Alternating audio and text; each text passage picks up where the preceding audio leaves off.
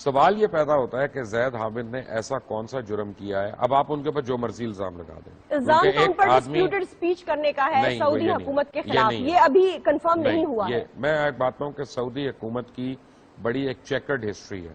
زید حامد ایک سیکنڈ کے لیے چھوڑ دیں کہ میں کہتا ہوں چلیں آپ کی بات میں نے مان لی کہ انہوں نے کوئی غلط کیا, ایک لمحے کے لیے ایگزامپل کے لیے میں کہہ رہا ہوں, لیکن 9,500 پاکستانی سعودی جیلوں میں سڑے ہیں, جن میں 2,500 خواتین ہیں, جن میں بچے بھی ہیں.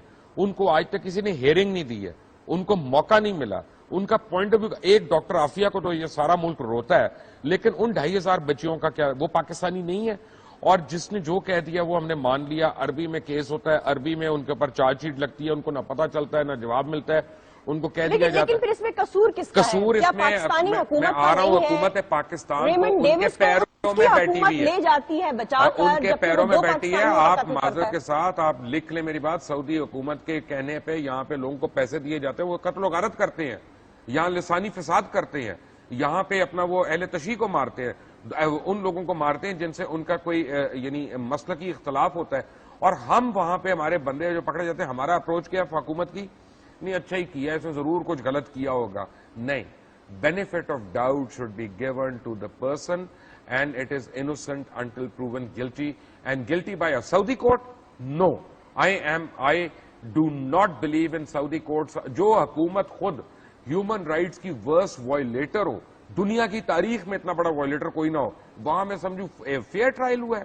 تو پھر کیا یہ سمجھا جائے, آپ نے بات صحیح کی کہ اور بھی جو قیدی اس وقت سعودی جیل میں موجود ہیں, ان تمام کے لیے یہ آواز جو ہے ہمیں ریز کرنی چاہیے. ایٹ دا مومنٹ اگر زاہد حامد صاحب کے کیس کو لیا جائے تو کیا یہ سمجھا جائے کہ حکومتی ناپسندیدگی کا وہ شکار نظر آ رہے ہیں؟ آپ کو میں ایک ایگزامپل دیتا ہوں. کیا ایک جو پاکستانی سٹیزن شپ کا رائٹ ہے وہ نیگلیکٹ کیا جا رہا ہے؟ بی بی آپ کبھی عمرے کے لیے جائیں, آپ کبھی حج کے لیے جائیں, آپ دیکھیے گا کہ آپ کے ساتھ پاکستانیوں کے ساتھ وہاں ایئرپورٹ سے کیا سلوک کرنا شروع کر دیتے ہیں. حقارت آمیز جانوروں کی طرح وہ ٹریٹ کرتے ہیں پاکستانیوں کو. یلا یلا یلا چھڑیاں مار کے سائیڈ پہ کر رہے ہوتے ہیں, ان کو ویٹ کرا رہے ہوتے ہیں کئی گھنٹے جان کے. ان کو مجھے یہ سعادت حاصل ہوئی بھی ہے اور میں نے ایکسپیرینس کیا ہے کہ اگر کوئی عورت بات بھی کرنے جاتی ہے تو ان کا جو رویہ ہوتا ہے وہ انتہائی, آئی اگری ود یو کہ اٹس ویری انسلٹنگ.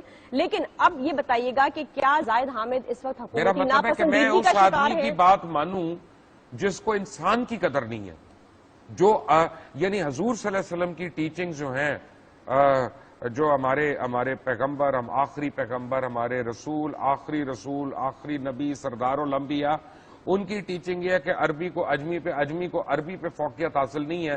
یہ تو بات ہی عرب ورلڈ کی کرتے ہیں.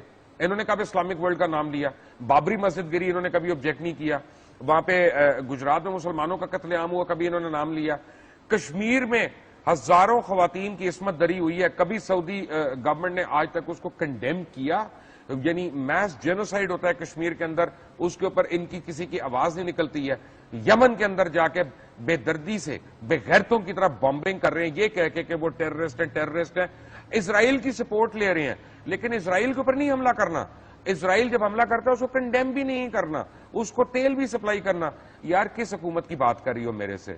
You think they stand for اسلام اور ہیومن رائٹس؟